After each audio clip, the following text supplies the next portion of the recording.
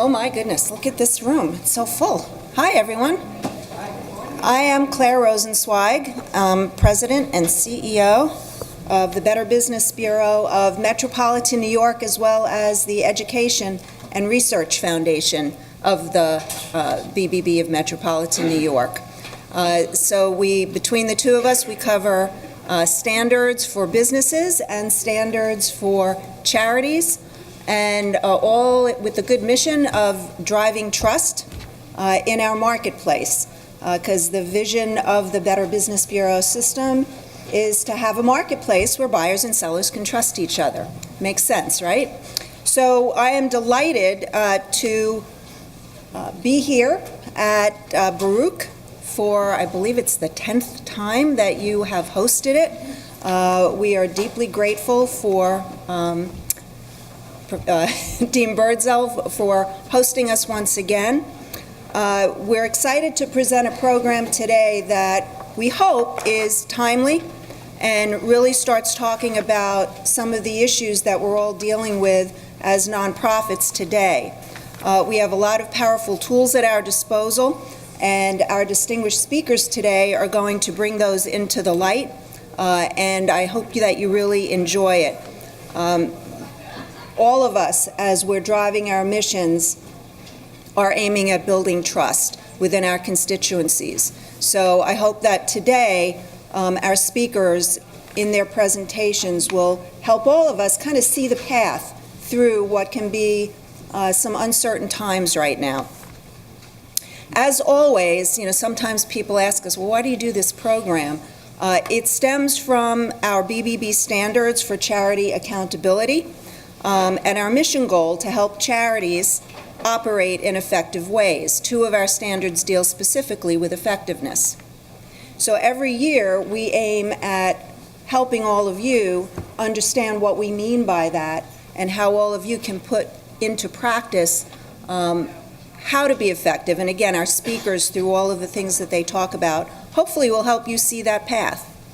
Our deep thanks go to our symposium's principal sponsor, KPMG LLP, and our anchor sponsor, American Express, and major sponsor, the New York Community Trust.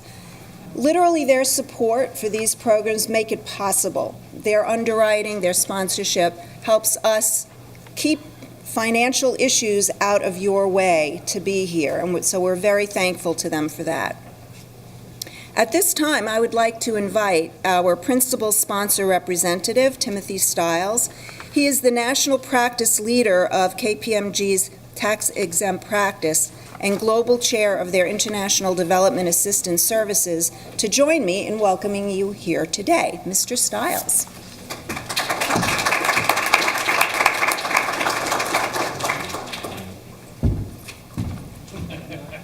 The real challenge is whether or not they applaud for you when you leave the stage, not when you come on the stage. So, good morning. Thank you for the invitation.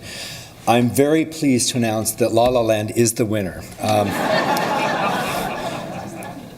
What a show, huh? I'm so glad that I'm not in that position.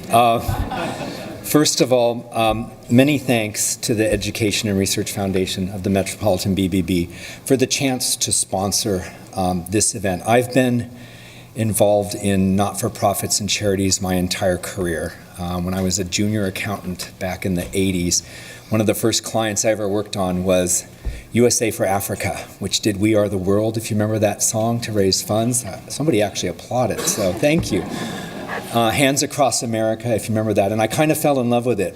In 1995, KPMG was the first professional services firm to organize a national practice around serving specifically not-for-profits, and we've been in that space now for 22 years. I have the privilege and sometimes the absolute terror of being the titular head and the accountable point for that practice here in the U.S., and it's been a great deal of fun. I think that the not-for-profit and charity space today particularly is more relevant than ever before. And I think that there are significant challenges. We live in a very, very, what I'll call disturbing socio-geopolitical environment, and I think that it's almost the mandate of not-for-profits and the exempt organizations to try and lead the way forward in an independent and an unbiased way, because we need that guidance and we need that leadership. I shade that with the pressures that are compounded upon not-for-profits as they try and do their work, as they raise their funds, as they look for continuing sustainability. I was at a not-for-profit yesterday, which I can't give you their name because it would be disclosing too much, but they were down in Washington, D.C., and they've developed some very, very interesting intellectual property, and they want to monetize that intellectual property, which is very, very doable and quite possible. And as I was listening to them talk, the focus was on about making money, and I had to stop them and I had to say, don't forget, your mission is first. Your mission is utmost. Focus on that, and the money should come afterwards. And so I hope that that resonated with them, as I hope it'll resonate with you. I think that as we think about the United States, and with one of probably the most transparent not-for-profit sectors in the world, that we're in a wonderful position to lead not only within this country, but also to lead globally. I think that it's very important as we see pressures in other countries around civil society and the repression of human rights and civil organizations, and you see this in places like India, in Indonesia, in Ethiopia, and Russia, and Malaysia, and the list, and China, and the list goes on and on and on. And don't be fooled by the passage of laws that are supposed to make not-for-profits more accountable when indeed they're being more closely watched.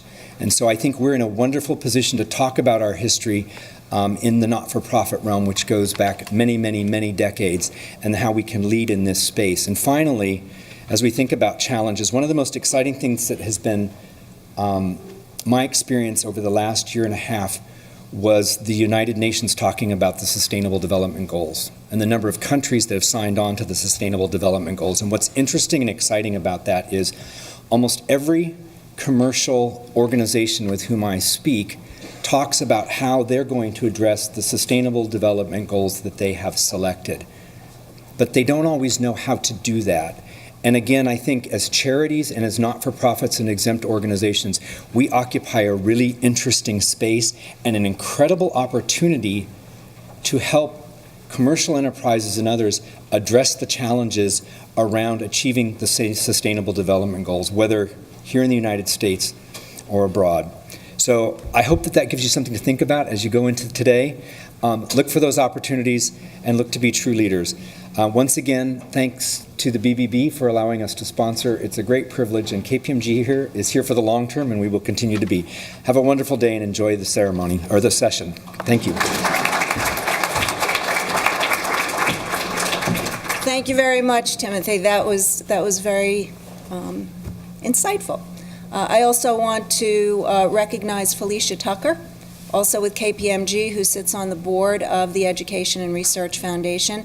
And I also want to note, I hope I don't embarrass her, Hilda Polanco, the chairman of our Education and Research Foundation. Thank you for being here today. Other people who are here today that I just want to bring to your attention, our anchor sponsor, American Express, Richard Brown. I don't know if he's here at this moment. Richard, thank you very much. Hi. And Pat Swan from New York Community Trust, who will actually be moderating our panel coming up. So again, I can't stress how much it helps organizations like the Education and Research Foundation to have the support of these organizations, of these companies that help us make it possible to bring these programs to you. We really care about each and every one of you being able to deliver on your mission. And we really, it's our mission to help deliver those tools to you so you can do that.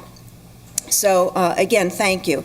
And of course, as I mentioned before, I want to thank Baruch College Marx School of Public and International Affairs for hosting us once again for the 10th time. Our program committee, I always start with a lot of thanks. I think you should know that because these programs don't just happen. Our program committee helped plan the symposium and the content. They also helped us to invite the speakers, all of them. I mean, we start this like tomorrow for next year. And we have 15 event supporter organizations that have collaborated with us. Really appreciate you helping us spread the word about this program. And many of you in the audience, of course, are with those organizations. And we have some tables over there, so we invite you to visit those tables and recognize those organizations that have helped spread the word.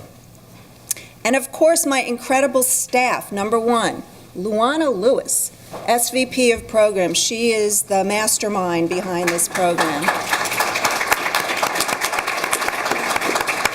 Walter Brewster is our SVP of Operations for both the BBB and for the Foundation. Thank you. And we have staff. Staff, raise your hands. They're all here. If you need anything, just ask, and of course, you can always ask me.